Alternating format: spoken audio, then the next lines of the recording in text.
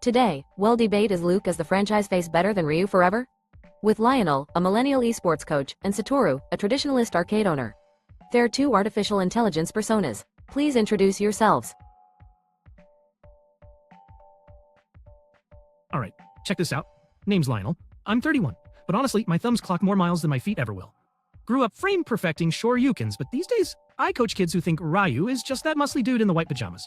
Look, I love the classics. I'll put a quarter up for a good Guile mirror anytime. But it's 2024, the fighting game world is bigger, faster, and sometimes has more VFX than a Marvel movie.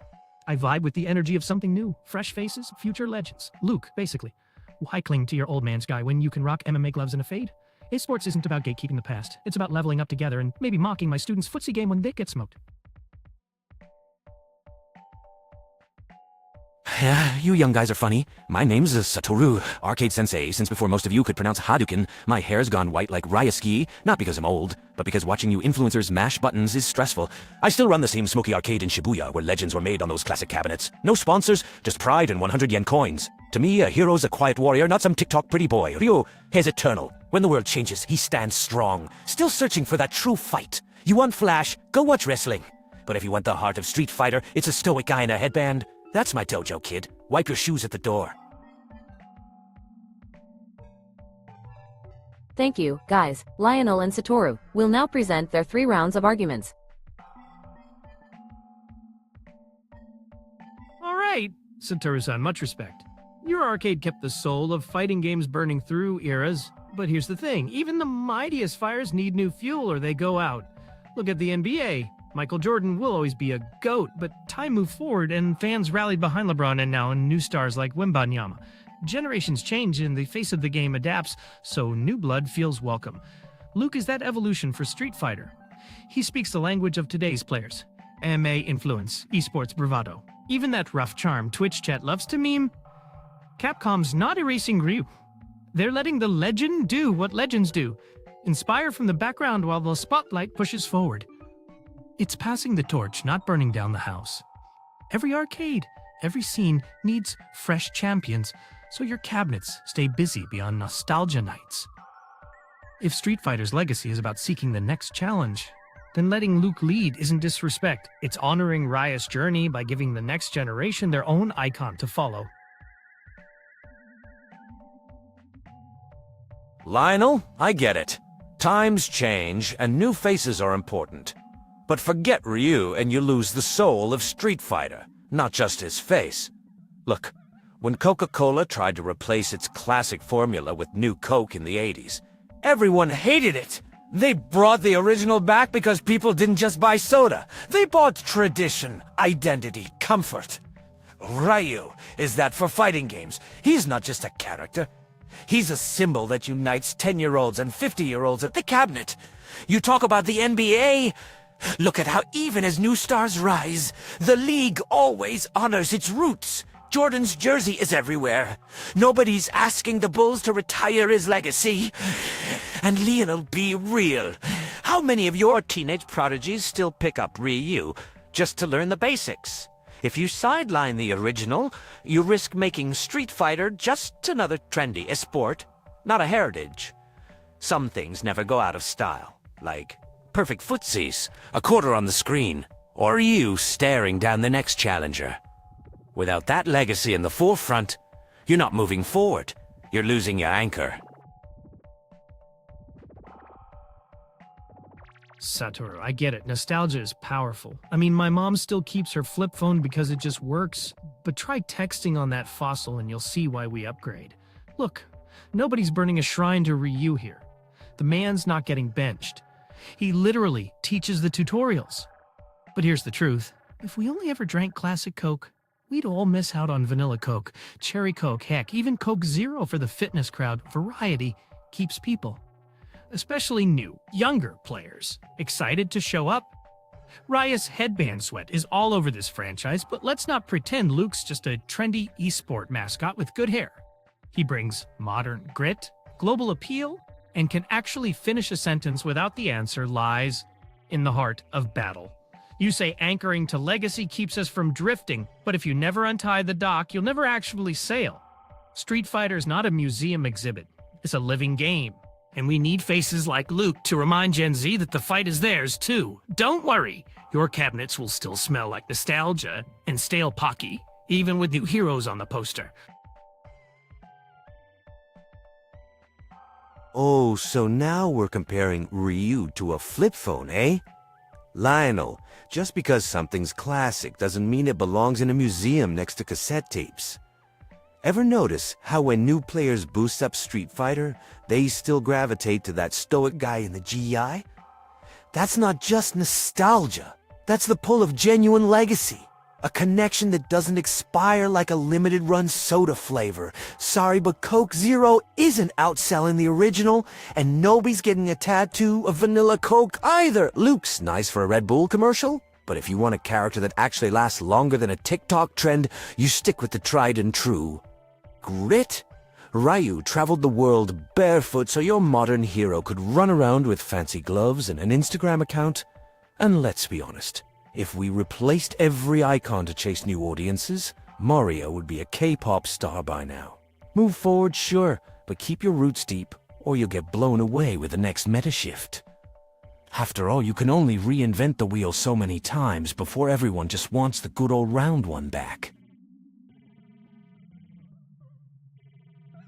Satoru-san, I mean this with all due respect. You make tradition sound like a health supplement. One scoop of Ryu a day keeps the TikTokers away. Don't worry, no one's suggesting we replace the classic Hadouken with a Fortnite emote. But you act like Legacy and Evolution can't share a menu. Even your customers can enjoy tempura and try some sushi rolls. They belong to the same meal. Players gravitate to Ryu first because he's the tutorial. Hez Street Fighter for beginners. But if everyone only ordered plain rice, your arcade snack bar would have closed long ago. Luke being on the poster doesn't mean Raya's ghosted from the game. It means some fresh faces might actually stick around after arcade night instead of vanishing to Apex or Valorant. Icons have to move with the times or risk fossilizing. Mario partnered with Rabbids, Sonic's got movies, and even Pac-Man chases power pellets on smartphones. You want a living legacy, not a museum exhibit. So, to wrap, nostalgia's great, but evolution is survival. Raya's our roots, Luke's the new growth, and only together does Street Fighter keep its crown in both history and today's esports arenas. Lionel, I appreciate your pep. Your players must do stretches before practice just to keep up with your optimism. But just because you sprinkle some avocado on toast doesn't mean you should throw out the whole loaf of bread. Tradition isn't a supplement, it's the main course. And trust me, my arcade snack bar is still open because people keep coming back for the classics, not for experimental menu items that taste like someone dared a new employee. You say Riot's just the tutorial guy, but let's be real. He's also the final boss in the dojo of fighting game history. Kids come for the memes, but they stay for the legend. All this talk about evolving is nice until everyone's chasing trends that don't last as long as a TikTok dance. Sure, Pac-Man's on smartphones, but when he celebrates anniversaries, it's the yellow ball.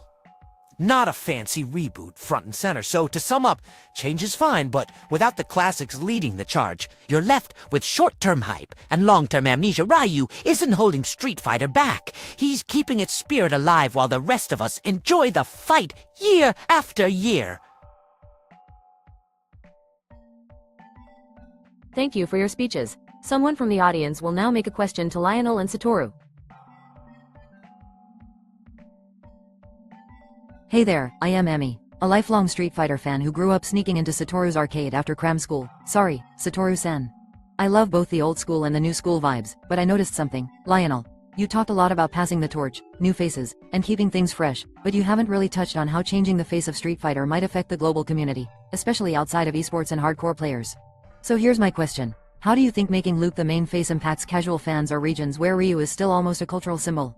Do you worry about alienating the broader, less competitive fanbase? Like, say, my mom who just picks Ryu in every game and doesn't notice roster updates until 3 years later? Amy, that's a sharp question. And first, respect for being an OG arcade sneaker. You're right, Ryu isn't just a character for sweaty tournament junkies. He's practically shorthand for fighting game around the world. For a lot of casuals and in certain countries, seeing Ryu front and center is like spotting a familiar face in a busy crowd. But here's the deal. Making Luke the face doesn't mean erasing that connection. It's adding to it. Think of it like a buddy cop movie. Ryu's the seasoned veteran, Luke's the energetic new partner, and together they appeal to old fans and draw in the next crew. Capcom's been careful. Ryu and the classics are always easy to find, and they never disappear from the story. Even marketing materials mix the old with the new.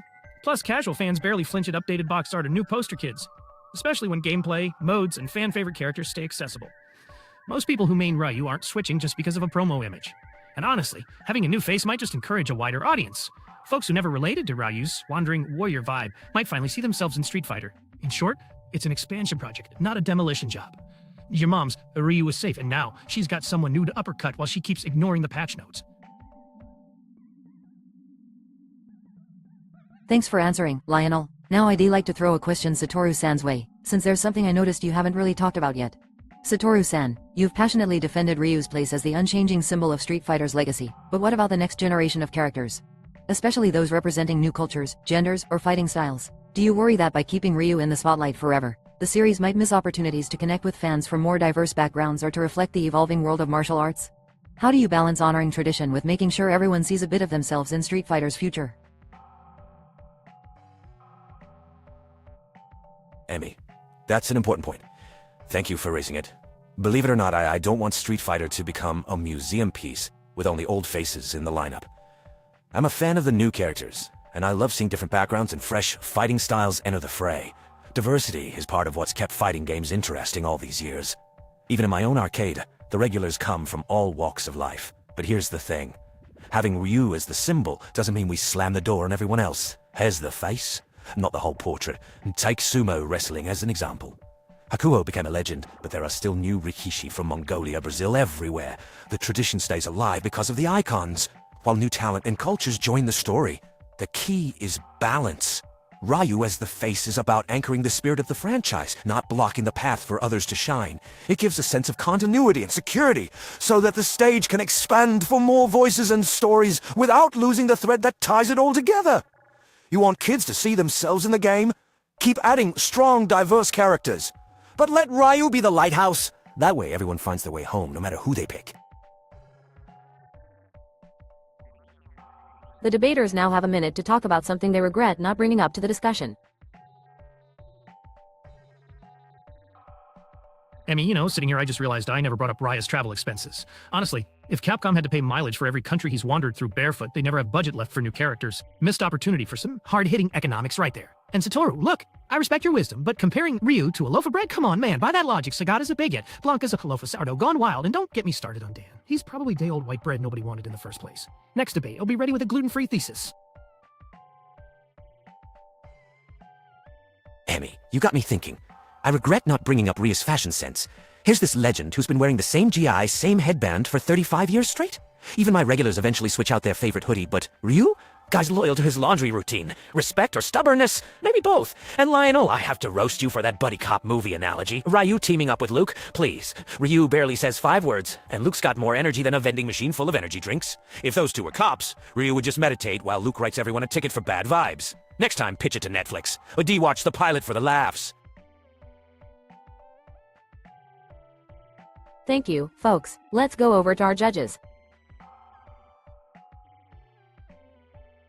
Lionel scores 1. Clarity and structure 8 out of 10. Lionel consistently delivered clear, logical arguments. His analogies, from NBA stars to buddy cop dynamics, made complex points digestible and engaging. A slight tendency toward humor occasionally detracted from razor-sharp focus, but overall, his reasoning was easy to follow, and his arguments unfolded in a structured, compelling manner.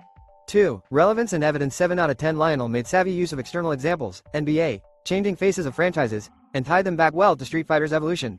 However, at times his support was more culturally illustrative than strictly evidentiary, e.g., not using data, but broad popular culture references. A bit more specific evidence from within the fighting game community, or concrete effects of character face shifts, would have further strengthened his case. 3. Engagement and responsiveness 9 out of 10. Lionel excelled in reacting to both moderator and audience input, showing wit and respect for Satoru's points.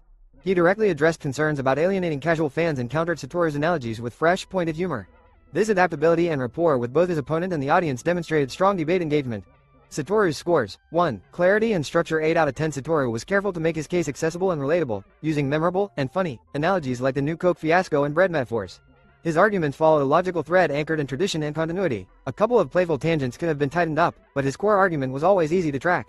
2. Relevance and evidence. 8 out of 10. Satoru made strong, relevant references to historical and cultural phenomena, e.g., New Coke backlash, NBA reverence for Michael Jordan. He did an excellent job invoking the significance of legacy in both gaming and broader culture. Additionally, he was quick to relate his point to his own real-world arcade experience, grounding his side in lived evidence.